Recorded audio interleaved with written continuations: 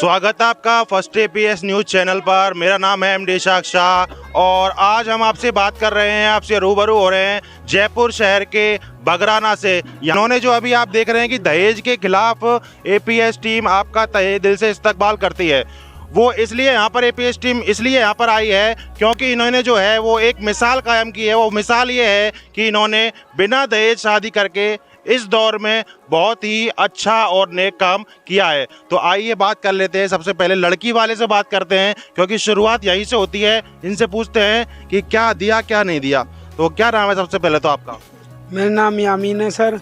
एक लड़की है रवीना नाम की। अच्छा, तो दहेज वहेज नहीं मांगा था कि उन्होंने क्या है? नहीं साहब, इनने कुछ भी नहीं मांगा और ना मैंने दिया है। अच्छा। एक कटोरी भी नहीं मांगी साहब इनने और ना मैंने एक कटोरी भी दी है साहब। तो साहब रिश्ते तो, लेकिन इनने मेरे से एक कटोरी भी नहीं ली साहब। तो आगे आपकी मतलब क्या राय है कि इन्होंने तो ऐसा कर दिया, आप मतलब इस जो वो चीज़ है इसको मतलब किस नज़रिए से आप देखते हैं कि इन्होंने सही किया गलत किया? क्योंकि बहुत से जो लोग हैं, बहुत से वो तो बेटी वाले पर जो है वो दबाव बनाते हैं कि हमको ये चाहिए वो चाहिए। इन्होंने आपसे ऐसा कुछ नहीं मांगा? नहीं साहब, इन्होंने कुछ भी नहीं मांगा मेरे से और इनने किए कि एंड तक हमको कुछ भी नहीं चाहिए। और हमारा बेटा बोलता है, बोले बेटा बाबा हम खुद ही गल्ले कमा लेंगे, हमको जरूरत नहीं है। हमें हमारी राय है ना, इनने कहा कि ऐसे करना हमें भाई एसटीएम की तरफ से, तो हमने ऐसा ही किया। इनने एंड तक एक भी कटोरी भी नहीं मांगी हमसे। और इंशाल्लाह जहाँ तक मेरी उम्मीद है मैं भी अपने बच्चों का निकाह इसी तरीके से ही करूँगा इंशाल्लाह। बिल्कुल देख रहे हैं आप, जो इन्होंने अपनी लड़की की शादी कर दी है, तो जो इनके लड़का है उनकी भी ये शादी बिना दहेज के करेंगे, ये इन्होंने प्रण ले लिया है अपने मन के अंदर। तो दूल्हे राजा है, इनसे बात कर लेते हैं। तो सबसे पहले क्या नाम है आपका? ये बड़े हैं, क्या नाम है आपका?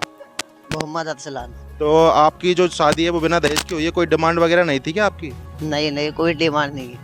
तो आजकल जैसे आप बच्चे मतलब नौजवान हैं, नौजवान तबके में आजकल ये फैला हुआ है कि भैया मुझे बाइक चाहिए, वो फलानी बाइक चाहिए, R15 चाहिए। तो ऐसा कुछ नहीं चाहिए था क्या आपको?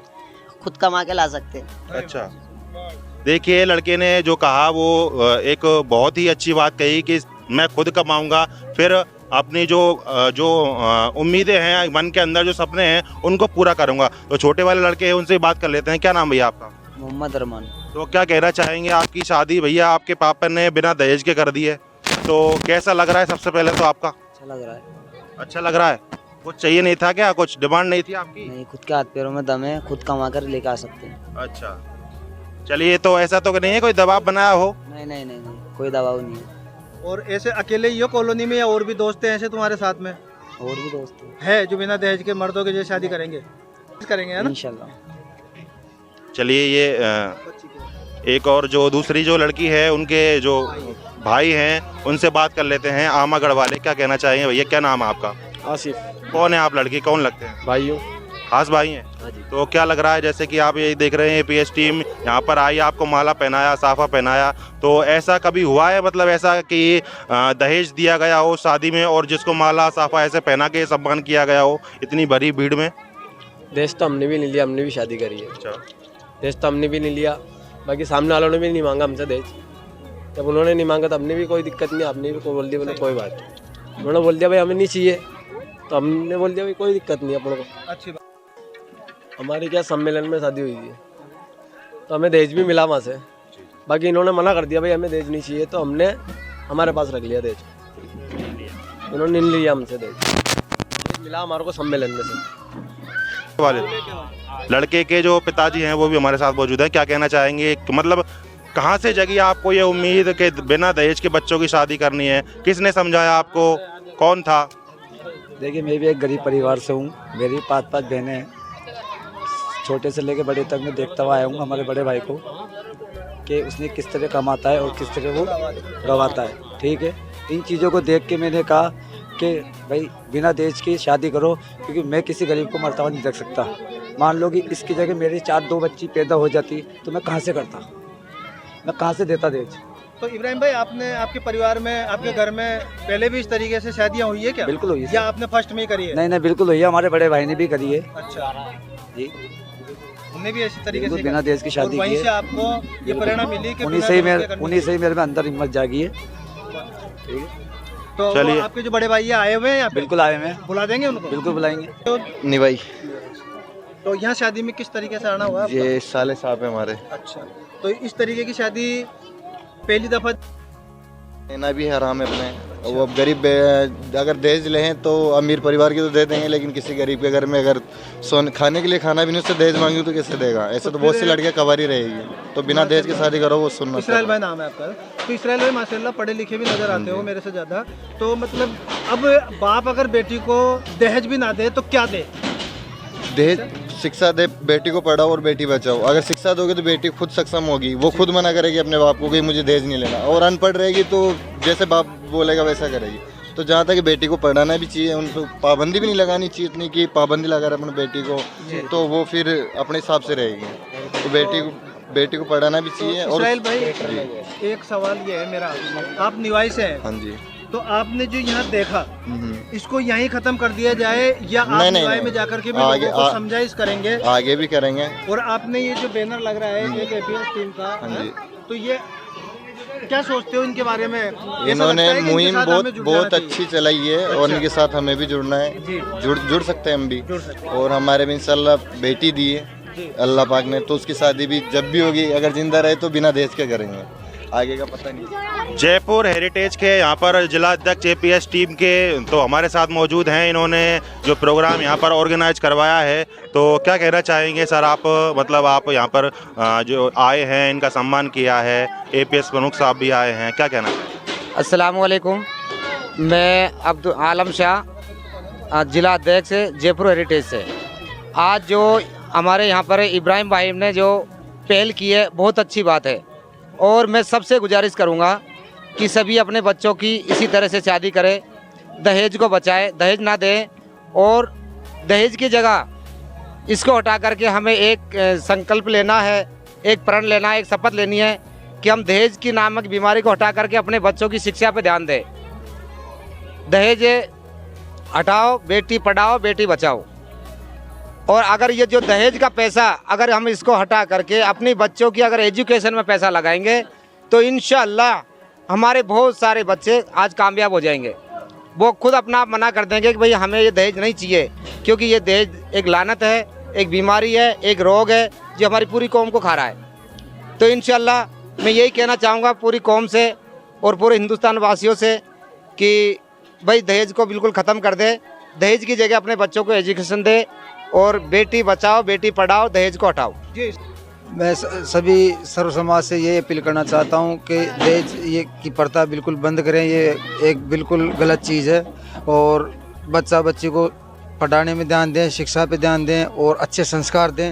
ये दहेज की बजाय अच्छे संस्कार दें, इसमें सभी समान रहें, मेरा ये कहना है। मैं शेर अली निवाई से। कैसे आना हुआ आपका शादी में आज? ये इब्राहिम भाई के बच्चे की शादी में आए थे यहाँ पे, बिना दहेज की शादी के अंदर। क्या चाहते हैं, क्या देखना था आपको इस शादी में? खास क्या रहा?